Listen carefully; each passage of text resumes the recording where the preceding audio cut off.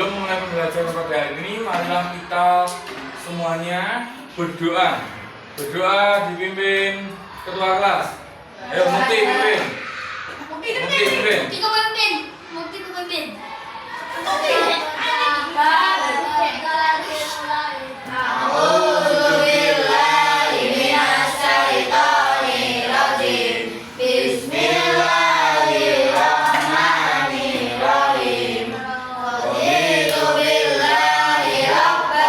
Oke, anak-anak semuanya hadir di sini. Alhamdulillah ya.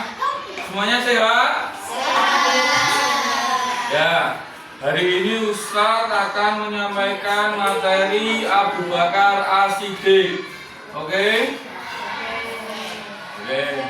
Kita cek konsentrasinya. Tempo 1, tempo 1, tempo 2, tempo 3, tempo 1, 2, 3. Nah, oke. Terima kasih anak-anak. Nah, pembelajaran ini adalah materinya tentang Abu Bakar As-Siddiq. Kelihatan ya teman-teman ya? Abu Bakar As-Siddiq. Ini adalah kepemimpinan Abu Bakar As-Siddiq, khalifah pertama dalam sejarah Islam. Oke teman-teman, perhatikan dulu ya. Biografi singkat Abu Bakar As-Siddiq. Siapa Abu Bakar As-Siddiq? Nama aslinya adalah Abdullah bin Abi Quhafah. Terus lahir 573 Masehi di Mekah. Wafatnya 634 Masehi di Madinah. Usianya 61 tahun. Terus gelarnya As-Siddiq. As-Siddiq itu apa anak-anak? Jujur. Yang sangat jujur. Masa jabatan itu kurang lebih 2 tahun 3 bulan, yaitu di 632 Masehi sampai 634 Masehi. Hubungannya apa dengan Nabi Muhammad teman-teman? Sahabat sekaligus apa? Mertuanya Nabi Muhammad SAW. Jadi sebelum Islam, beliau adalah seorang pedagang sukses yang dihormati di Mekah. Setelah Nabi wafat, beliau terpilih menjadi khalifah pertama melalui musyawarah para sahabat. Seperti itu. Kita lanjutkan lagi ya teman-teman. Bagaimana Abu Bakar menjadi khalifah? Yang pertama apa teman-teman? Ayo semuanya jawab. Yang pertama apa? Wafatnya Nabi Muhammad. Nabi wafat tanpa menunjuk pengganti secara eksplisit, menimbulkan kebingungan kalangan umat. Yang kedua apa anak? Pertemuan di Saqifah Bani Sa'idah. Yang ketiga apa? Nominasi dan perdebatan. Terjadi perdebatan antara kaum Ansor dan Muhajirin. Umar bin Khattab mengajukan Abu Bakar sebagai calon terkuat. Yang keempat apa? Baiat. Baiat itu apa? Sumpah. Seperti itu. Terus ini yang terakhir adalah pidato pertama. Abu Bakar menyampaikan pidato bersejarah. Saya dipilih untuk memimpin kalian, namun saya bukan apa itu? Namun saya bukan yang terbaik di antara kalian. Kelanjutan kepemimpinan Abu Bakar, yaitu perang Riddah, memerangi kaum yang murtad dan menolak membayar zakat setelah Nabi wafat dan menjaga kerukunan Islam. Terus kodifikasi Al-Quran. Jadi di masa kepemimpinan Abu Bakar yaitu memerintahkan semua ayat-ayat Al-Quran menjadi satu mushaf setelah Bani Hafiz Sa'id di medan perang. Sa'id itu apa? Meninggal di medan perang. Yang ketiga adalah ekspansi wilayah. Yang keempat adalah keadilan hukum. Yang kelima pengelolaan zakat dan persatuan umat. Oke, kita lanjut anak-anak. Sifat-sifat yang menjadikan pemimpin agung. As-Siddiq itu apa tadi artinya? mendapat gelar yang sangat jujur karena selalu membenarkan wahyu dan tidak pernah berbohong dalam hidupnya. Luhur dan rendah hati, meskipun kaya, beliau hidup sederhana saat diangkat jadi khalifah. Masih berdagang kain untuk menghidupi keluarganya. Keberanian dan ketegasan, musyawarah dan kasih sayang. Saya dipilih untuk memimpin kalian, namun saya bukan yang terbaik di antara kalian. Jika saya berbuat baik, bantulah saya. Jika saya salah, luruskan saya. Yang keenam adalah cobaan selama masa kepemimpinan, pemutatan dan penolakan zakat, banyak nabi palsu, krisis hufaz, penghafal Al-Quran. Nah, ini ada soal diskusi anak-anak. Selain soal diskusi, Ustaz juga akan membagikan materi rangkuman tentang apa yang tadi Ustaz jelaskan. Dan Ustaz akan membuat kelompok menjadi ini 5 orang anak. Ayo, kelompok 1, 1, 2, 3, 4. Kelompok 1, kelompok 2, 1, 2, 3, 4. Ini rangkumannya ya. Rangkumannya tolong dilihat. Ini juga. Ini. Nah. Ini. Kelompok 3, sini kamu gabung ke sini. Kelompok 3. Ayo, gabung ke sini. Sama Mukti, ayo, sama Mukti. Nanti setiap kelompok maju ya menjelaskan apa yang mendapat soal diskusi. Dibaca bareng-bareng. Nih, satu-satu. Pahami itu materi rangkuman yang telah Ustaz berikan. Oke? Kalau dipahami, berikutnya presentasi anak-anak dimulai dari kelompok 1. Tadi kelompok 1, ayo maju.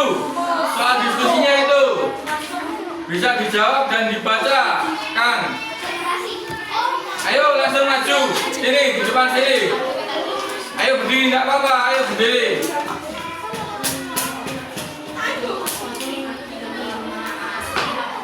Nah, sini. Dibaca dengan keras ya. Soal nomor 1 itu. Nih. Soal nomor 1. Diam dulu anak-anak. Ya. Yuk, kelompok 1 dibacakan dengan keras ya.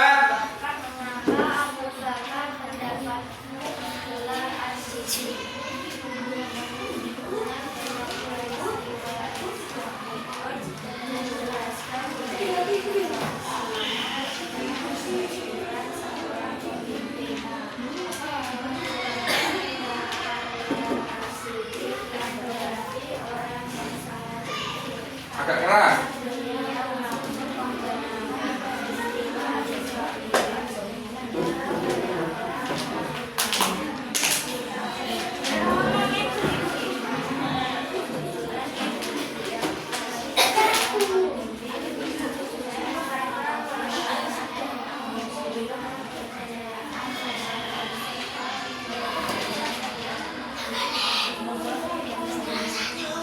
Oh ya. Udah. Gimana pendapat teman-teman tentang jawaban kelompok 1 dari soal itu, sepakat? Bagus ya. Jawabannya sudah bagus dan penjelasannya juga sangat menarik. Perlu ditingkatkan lagi nanti suaranya dalam presentasi ya. Ya, kelompok 2 ayo maju. Suaranya agak keras. Dibaca soal nomor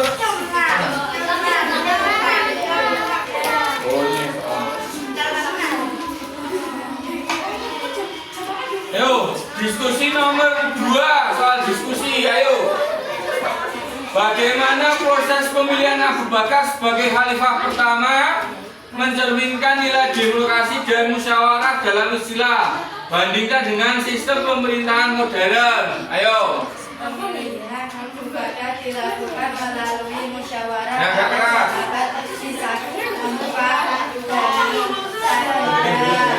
semua pihak diberi kesempatan menyampaikan pendapat sebelum mencapai kesempatan bersama. Hal ini mencerminkan nilai Ayo jangan serius ya.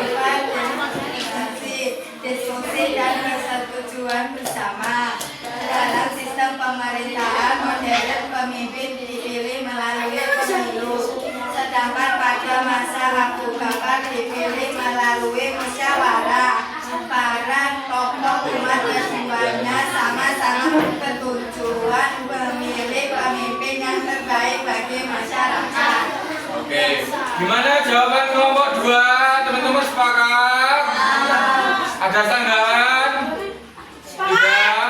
Oh ya, jawaban teman-teman bagus karena di masa sekarang itu pemimpin dipilih secara pemilu. Kalau dulu ditunjuk dalam bermusyawarah.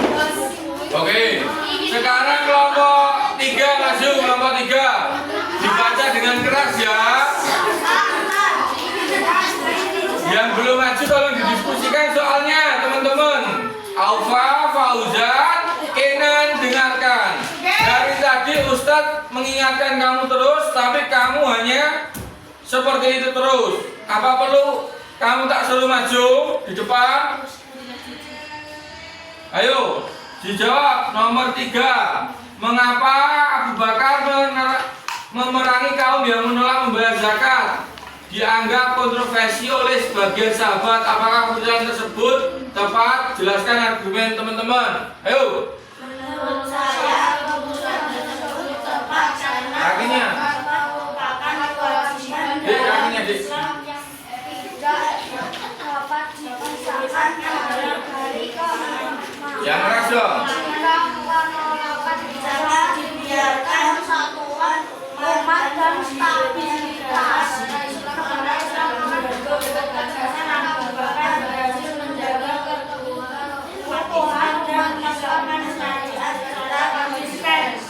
Oke, bagus pendapat dari kelompok 3. Kalian teman-teman sepakat? Sepakat. Oke.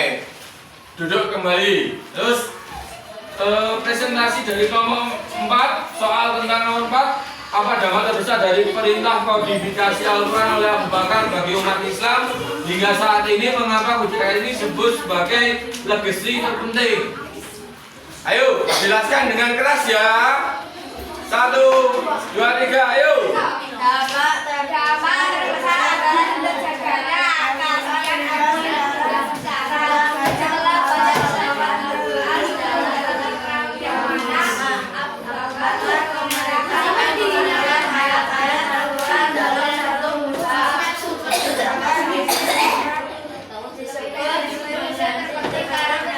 Yang keras, ayo.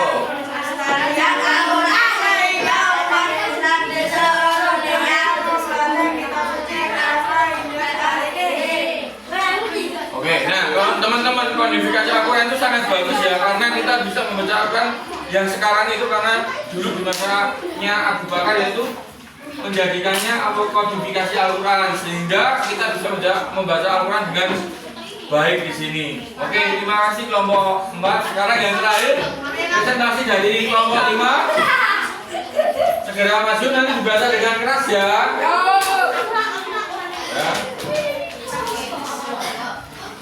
Ayo, dengan bagus dan keras ya. Duduk di bawah dong, anak soleh. Oke. Dari sifat-sifat kepemimpinan Abu Bakar, jujur, yuhud, tegas, musyawarah, sifat ini yang paling relevan itu diterapkan oleh pemimpin di era modern berikan contoh nyata. Ayo.